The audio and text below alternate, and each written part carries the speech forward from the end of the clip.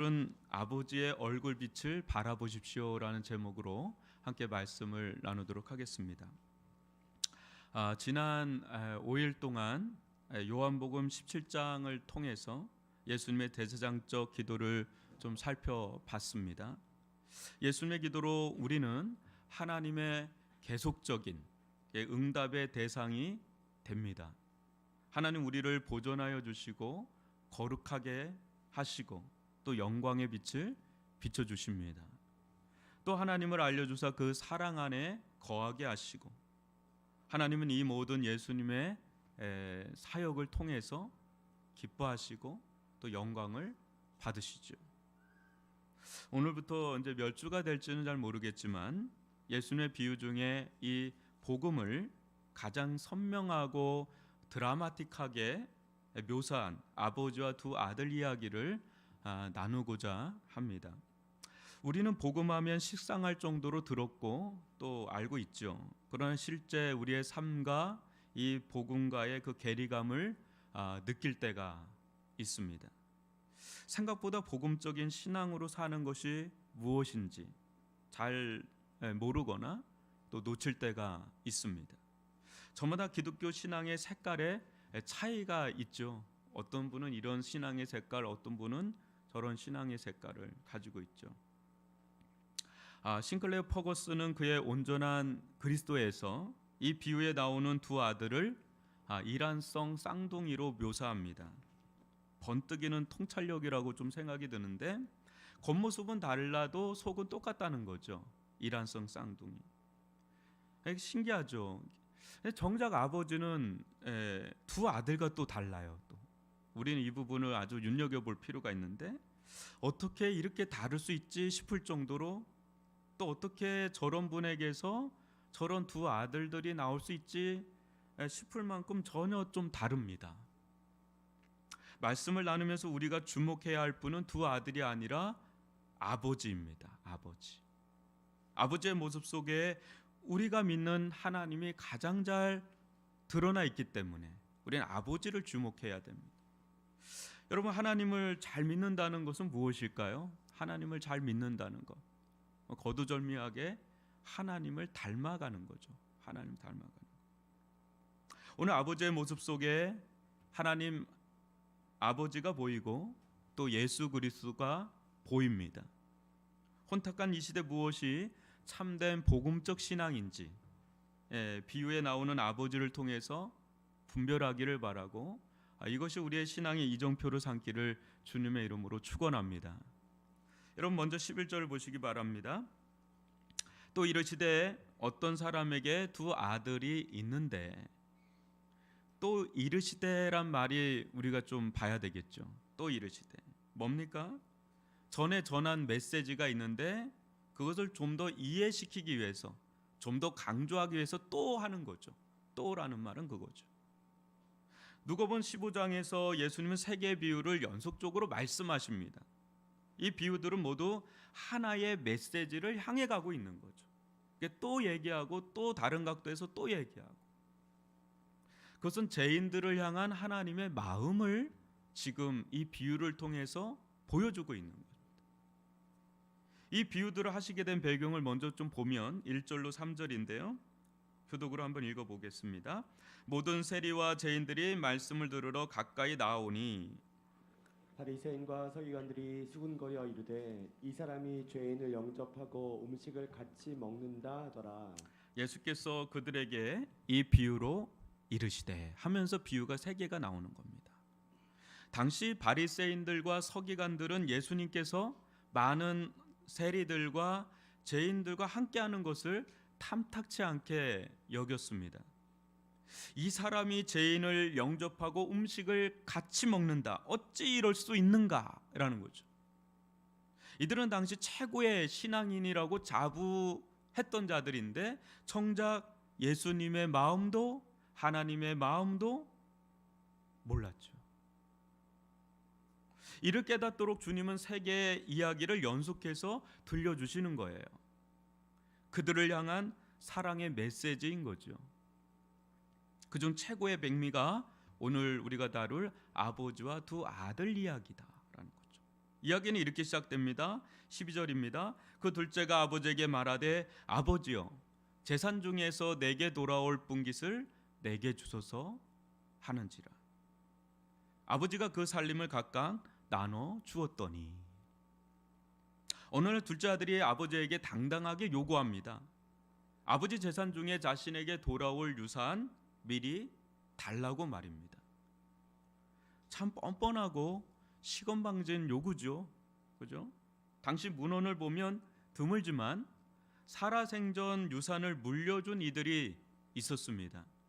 그때 많은 성급한 아버지는 그렇게 한 것을 후회하며 살았다라는 그런 기록이 남아 있습니다.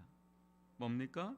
수천 년 전에도 생전에 재산을 넘겨준 것을 후회했다는 그런 기록을 본다면 오늘날 어르신들 사이에 하는 이야기와 크게 다르지 않아요?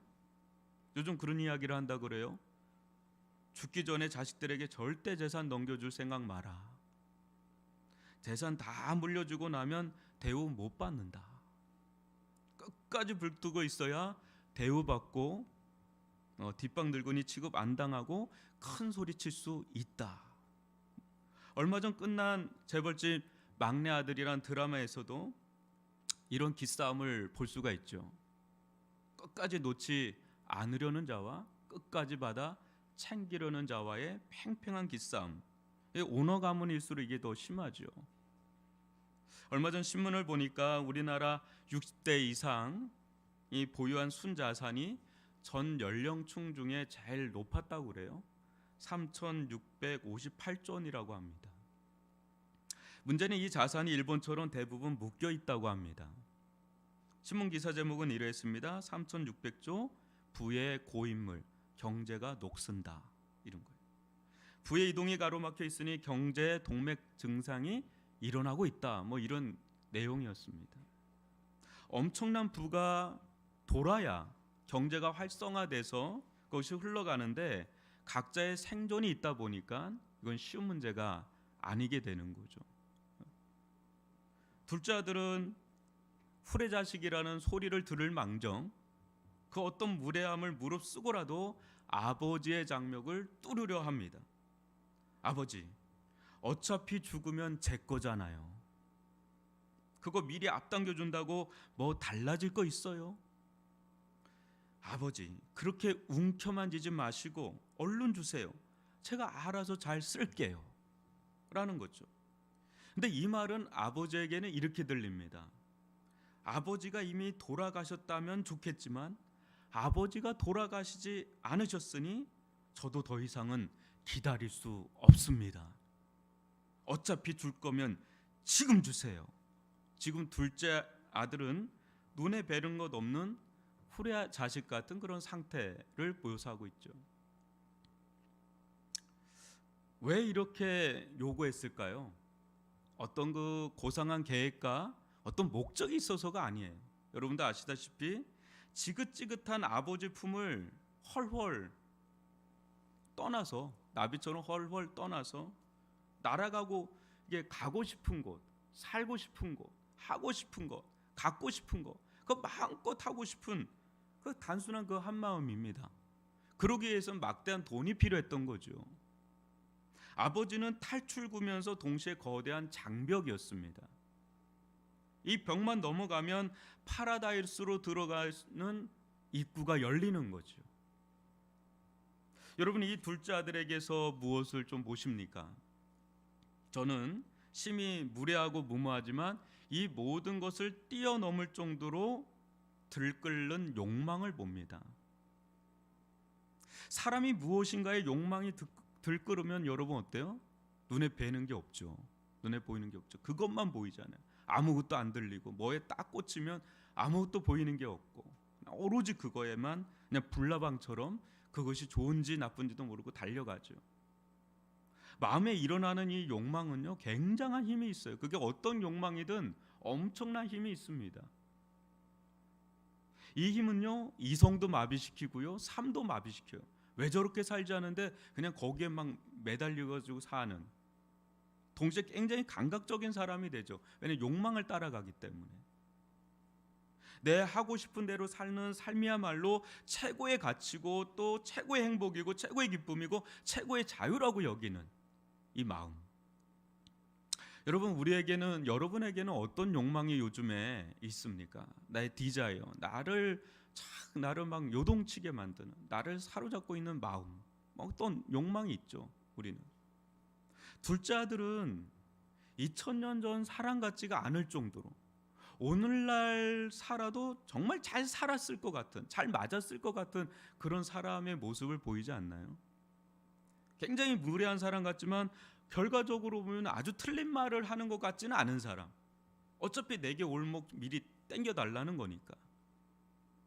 다른 그 무엇에 구애받거나 눈치 보거나 비교하거나 원치 않는 삶을 사느니 그리스인 조르바처럼 자유로운 영혼, 자기 주도적인 호방한 삶, 하고 싶은 것 마음껏 하고 가고 싶은 것 마음껏 가고 어떤 틀에 매이지 않는 그런 자유분방한 자유로운 영혼, 오늘날에 어떻게 보면 굉장히 잘 맞을 수 있는 그런 모습이기도 하죠. 부러운 사람이기도 하죠. 이렇게 한 번도 못 살아보는 사람들은 이런 사람이 너무 부럽죠. 나도 한 번쯤 저렇게 살아보고 싶다. 자유롭게 살아가는. 근데 이 이야기에서 여러분 한술 더 뜨는 분이 계시죠. 누굽니까? 저는 그의 아버지라고 생각이 들어요. 누가 봐도 사고칠상이거든요. 딱 봐도. 근데 이 아버지 어떻게 합니까? 철부지 어린 아들의 말을 고지고대로 다 들어줍니다. 여러분이라면 어떻게 하겠습니까? 많은 이들이 이 아들의 나이를 20대 초반으로 봅니다. 대학생쯤 되는 아들이 어느 날 전 재산의 3분의 1을 달라고 하면, 근데 딱 달라고 하는데 이게 사업할 녀석이 아니에요. 얼굴 상이 놀상이에요. 딱 봐도 놀상이야. 그러면 아이 그래라, 이걸 생각하느냐고 얼마나 애썼느냐. 정말 수고 많았다. 내 거 여기 있다. 가져가서 마음껏 쓰거라. 그러다가 없으면 그냥 편안히 돌아오거라. 그렇게 할 부모 계십니까? 그날로 사달이 나죠. 그날로 사달이 나도 보통 사달이 날 일이 아니죠. 근데 이 아버지요, 아무런 말도 없이 그냥 내줍니다. 자기 하고 싶은 대로 마음껏 살도록 그냥 풀어줍니다. 자유롭게 해줍니다. 저는 실제 이 아들도 충격이지만 이 아버지의 이 모습이 더 충격적이에요. 너무 충격적이죠. 여러분, 아들도 아들이지만 이 아버지는 어떤 아버지인가요? 이 아버지 어떤 아버지예요 대체? 여기서 우리는 하나님이 어떤 분이신가 볼 수가 있는 거예요. 이 이야기에서. 전도하다 보면 자주 하는 질문이 있죠. 하나님께서 죄를 짓지 못하도록 해주셨으면 안 되었냐? 왜 죄를 짓게 해서 이렇게 고생시키느냐? 이 말 속에는 이런 상황을 만든 장본인은 자기가 아니라 하나님이고, 피해는 고스란히 우리가 받고 있다는 전형적인 죄인들의 습성인 떠넘기기, 원망, 남탓, 이게 다 녹아있는 말이에요. 그러나 역으로 생각해 보면 이렇습니다. 죄를 짓지 않도록 했다면 그것이 진정 자유일까? 진정 자유일까? 진정한 자유는 뭡니까? 할 수도 있고 안 할 수도 있는 선택, 온전한 선택권을 주어진 게 자유 아닐까요? 하나님은 우리를 기계적으로 짓지 않으셨습니다. 완전한 인격체, 우리에게 이 엄청난 것을 줘도 될까 모를 정도로 완전한 자유의 선택권. 위험천만한 일이죠. 마치 이 둘째 아들에게 돈을 지어준 것처럼 위험천만한 일 아닐까요? 근데 하나님 무모할 정도로 이 엄청난 선물을 우리에게 주셨어요. 우리는 지금 당장이라도 뛰쳐나갈 수 있고 여기서 예배 드릴 수도 있고, 우리는 누군가에게 해코지할 수도 있고 선을 행할 수도 있는 완전한 자유를 얻었죠. 엄청난 걸 준 거죠. 이 둘째 아들에게 돈을 준 것처럼 하나님은 무모할 정도로 우리에게 이걸 주셨죠. 아버지가 둘째 아들이 이 돈을 가지고 무엇을 할지 어떻게 할지 몰랐을까요? 전체 이야기의 흐름을 보면 아버지는 다 알고 있었습니다. 그럼에도 불구하고 줍니다.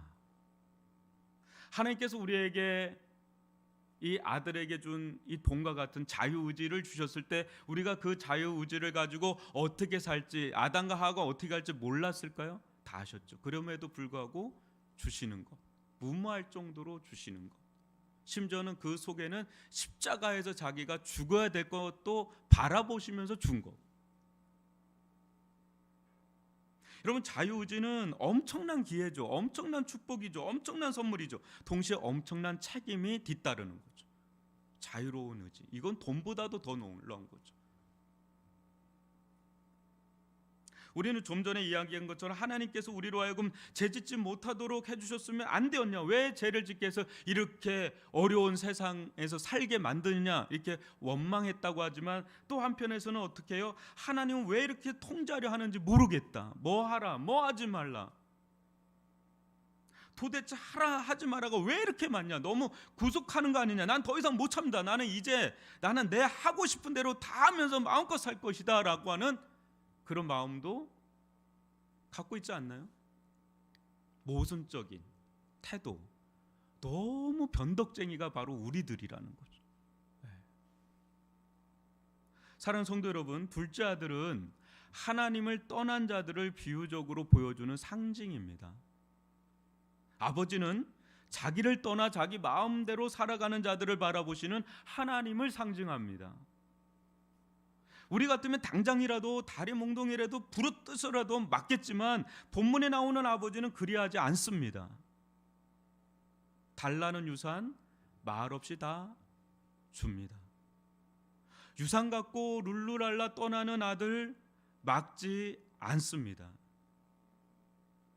마음 떠난 아들 막는다 해서 막을 수 있는 것도 아니죠. 중요한 것은 아버지가 아들을 끝까지 비인격적으로 대하지 않았다는 거예요. 인격적으로 대했다. 우리가 하나님이라면 노아의 홍수 사건은 제가 볼 때는 100번도 1000번도 더 일어나지 않았을까.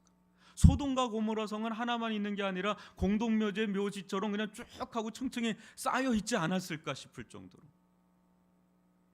그러나 하나님은 비유에 나오는 아버지처럼 하나님은 죽었다, 하나님은 없다며 자기 마음대로 자기 뜻대로 살아가는 자들을 바로바로 즉각 처형하지를 않는다는 거예요. 그랬으면 여러분 어떻게 됐겠어요? 다리 뭉둥이를 부러뜨시지 진노를 행하시고 심판을 행하시고 그리하지를 않아요. 어제도 뉴스를 보니까 멕시코의 최고의 마약 왕이 잡혔다고 그러는데 한동안 엄청나게 10년이 넘게 마약 활동을 했거든요. 그래도 그 사람은 왜 안 잡아가는지 몰라요? 그렇죠? 푸틴은 죄송합니다. 자꾸 얘기해서 그런 사람도 왜 안 잡아가는지 모르겠어요. 즉각 처형을 하면 좋겠는데 내버려 두시는 이유를 잘 모르겠어요. 그러면 어때요? 어라? 괜찮네? 이런 거죠. 이것을 악용해서 더 악으로 치닫는 자들이 있지만 하나님은 여하튼 즉각 이렇게 매를 대시지 않는다. 네, 그렇죠? 그렇게 해서 돌아온들 그것이 진정으로 돌아온 것일까? 하나님이 좋아서 하나님을 사랑해서 돌아온 것이 아니라 폭력과 어떤 억압과 두려움에 마지못해 돌아온다면 돌아온 자도 그게 돌아온 것이 아니고 그걸 바라보는 하나님도 그게 기쁨으로 바라볼 수 없는, 인격적인 관계가 맺힐 수 없는,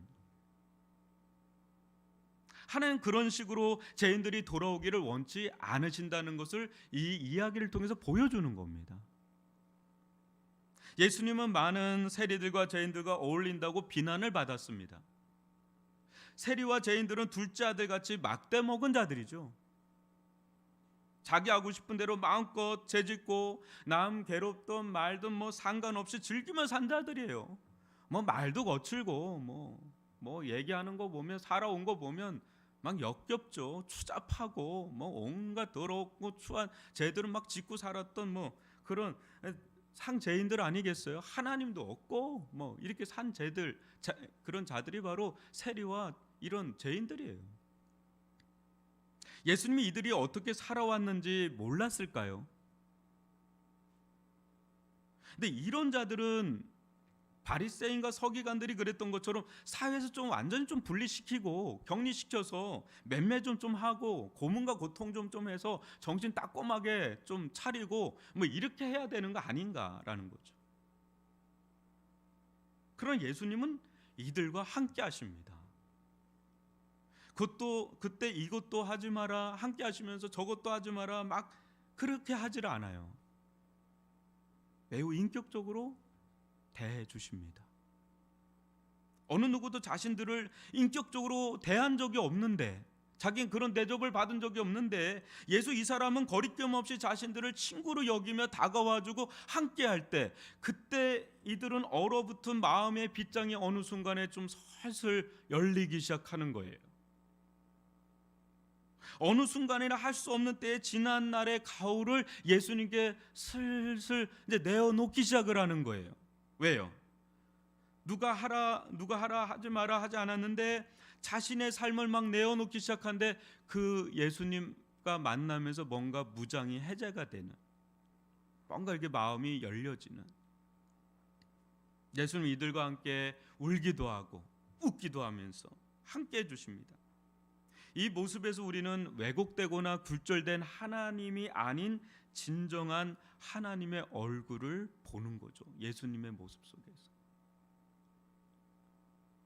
여기 이 대목에 여러분, 보이지 않는 아들 하나가 더 있다는 걸 아실 겁니다. 그렇죠?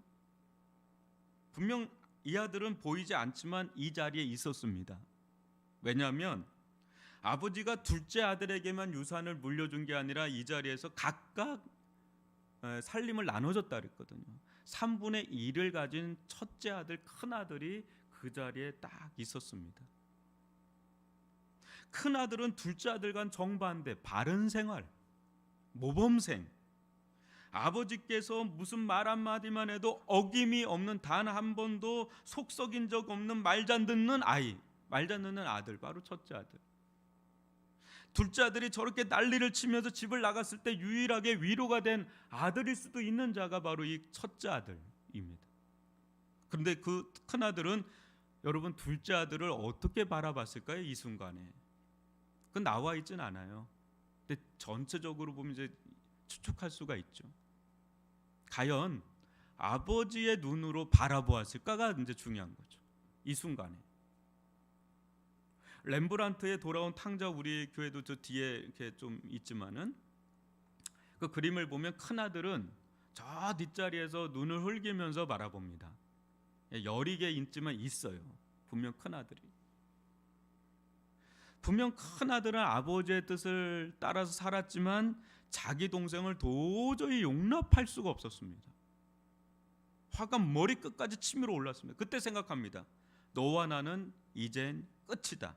딱 여기까지다. 끝. 이게 큰아들이 마음먹은 거죠. 이 순간에 아버지하고 좀 다른 거죠. 무엇인가 이제 아버지와 큰아들은 같은 것 같으면서도 같은 집에 여전히 머물지만 달라요. 동상이몽. 여러분, 우리가 잠시 살펴봤지만 우리는 어디에 있는 자 같습니까? 둘째 아들의 모습이 우리 안에 있습니까? 아니면 첫째 아들입니까? 아니면 아버지가 우리 안에 있습니다. 아니면 경계선에 목숨 다 있는데요? 뭐 이런 느낌.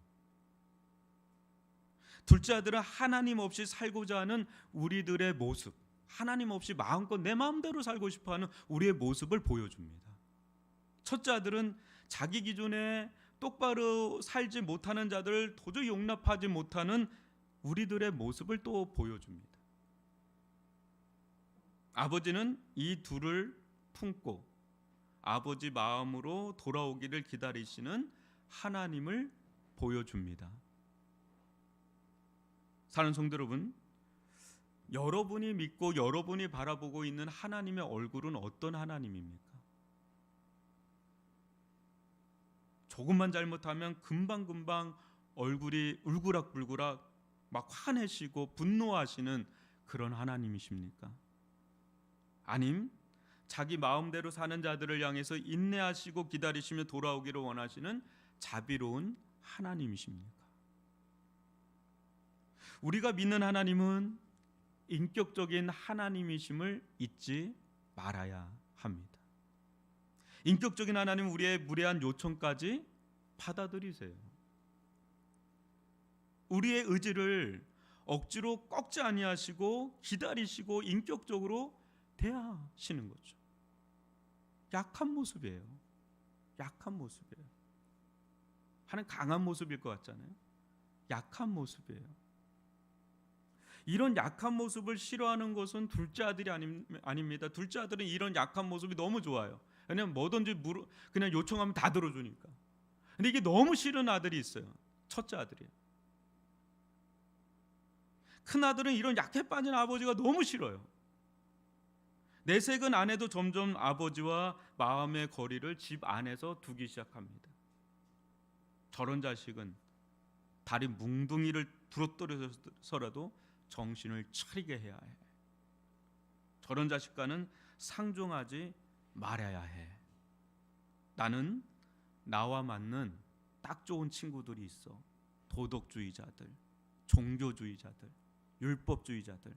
나는 이 친구들과 어울릴 거야. 나하고 너무 잘 통해. 만약 우리가 믿는 하나님이 큰아들이 믿는 하나님이라면 우리 교회는 온갖 불구자들로 가득 차 있을 겁니다.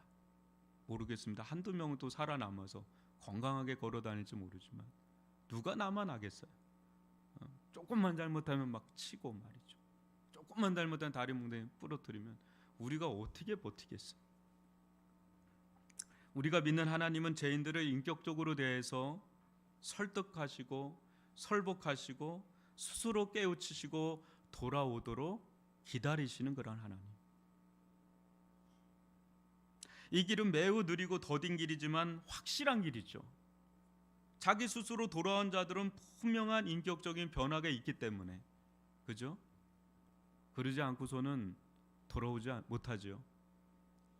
자기가 왜 돌아왔고 그동안 하나님께 자기가 얼마나 잘못했는지, 하나님께서 그럼에도 불구하고 나를 얼마나 사랑하시고 은혜를 베풀어 주셨는지를 그때 알 때, 그걸 깨달을 때, 그때 자원하는 마음으로 하나님 앞에 통회자복하면서 하나님을 기뻐하고 하나님을 찬양하면서 하나님을 바라보면서 그렇게 하면서 인격적으로 자기가 자기 발걸음으로 자원하는 마음으로 돌아올 때, 그때 그 모습을 하나님 기뻐하시고 본인도 너무나 분명한 그런 경험과 결단이 있기 때문에 그 하나님 안에서 인격적인 신앙생활을 하는, 그것을 복음적인 신앙이라고 하는 것이고 그걸 복음적인 회개라고 하는 거지, 막 무섭게 하고 억압하고 어떤 해를 끼쳐가지고 그래서 거기서 두려워서 어쩔 수 없이 벌벌 떨면서 하는 것은 율법적 회개다. 율법적 신앙에 가까워. 그건 실질적인 내면의 변화가 이루어지는 게 아니라 그냥 겉으로 그냥 겉모양새가 있을 뿐이라는 거죠. 예수님께서 세리와 죄인들과 함께하면서 하는 사역은 바로 이런 사역이었다는 거죠. 절대 그들의 죄를 지적하면서 분노를 쏟아내지 않았습니다. 그들을 있는 그대로 받아들였습니다. 무장해제를 시킨 거죠. 무장해제를 시킨 거죠. 그때 그들은 마음을 놓고 자신의 죄를 이제 털어놓기 시작한 거예요. 그렇다고 죄져도 괜찮다 이런 게 아니라 그들은 죄를 회개하고 싶었거든요. 근데 분리하고 장벽을 치고 그런 자들 앞에서는 더 움츠러들고 더 악을 바라고. 근데 예수는 무장해제를 시키니까 자기가 그동안 고통했던, 고뇌했던, 힘들게 했던 죄들을 마음 놓고 털어놓을 수 있는 분, 마음 놓고 털어놓을 수 있는 분, 고백을 한 거죠.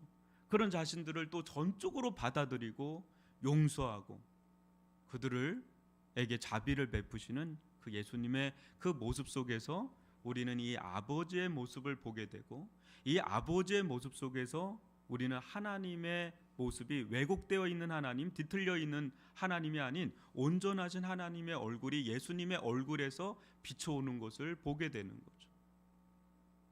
여러분이 믿는 하나님 율법적인 하나님이십니까? 우리가 믿는 하나님은 어떤 분이십니까? 우리는 어떤 하나님의 얼굴을 보고 있는지. 우리 하나님은 우리를 다 아십니다. 다 아세요, 우리를. 숨기려고 하지 않아도 다 알아요. 모르는 분이 아니잖아요. 다 아시는데 다 받아주세요. 그걸 다 받아주세요. 그런 분노로 활활 타오르는, 조금만 잘못하면 매질을 할 것 같은 그런 하나님이 아닌 안전한 하나님, 그분 앞에 우리가 좀 더 용기를 내서 주님 앞으로 나올 수 있기를 바랍니다. 내가 너 안다. 숨기지 않아도 돼. 숨기지 않아도 돼. 다 안다. 너 속에 있는 거, 네가 살아온 거 다 무장해제해도 돼. 괜찮아. 안전해. 아비의 품처럼 안전하니까 다 내려놓고, 다 털어놓고, 다 고백해. 괜찮아. 난 너를 다 받아줄 거야. 이미 알고 있기 때문에. 우리 위례중앙교회는 바로 이런 아버지의 마음을 품고 형제자매를 대할 수 있기를 바라고, 또 나아가서 세상도 그렇게 대할 수 있기를 바랍니다. 저 지옥의 불쑤시개들 이렇게 보는 게 아니라 그때 악한 죄를 지은 자라 할지라도 이 공동체 그 따스한 인격의 품 안에서 자신의 모든 것을 대담하게 고백할 수 있는, 여기서 내 안에 있는 어떤 것도 다 내려놓을 수 있구나라고 하는 안전한 곳, 또 다 용납하고 받아줄 수 있는 곳. 창기와 같이 살아온 사람도, 마약을 했던 사람들도, 심지어는 동성애를 했던 사람들도 자신의 것을 다 내려놓을 수 있고 그걸 다 받아줄 수 있고 그걸 품어줄 수 있는 곳, 그것이 교회다라는.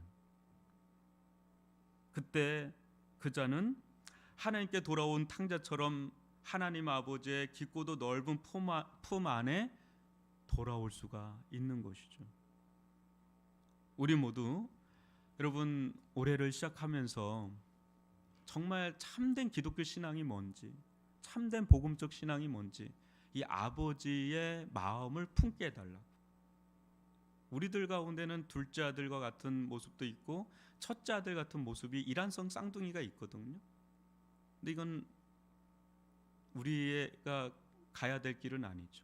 아버지가 우리가 가야 될 길이니까 그 아버지의 품 안에 우리가 먼저 들어가고요.